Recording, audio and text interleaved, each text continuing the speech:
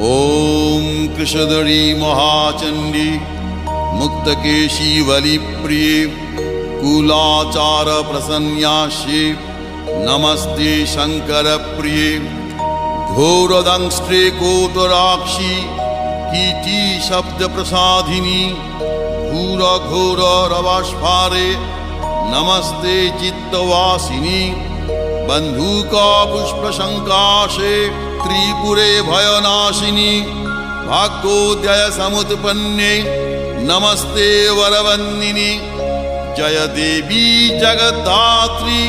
त्रिपुराद्ये त्रिदेवते भक्तेभ्य वरदे देवी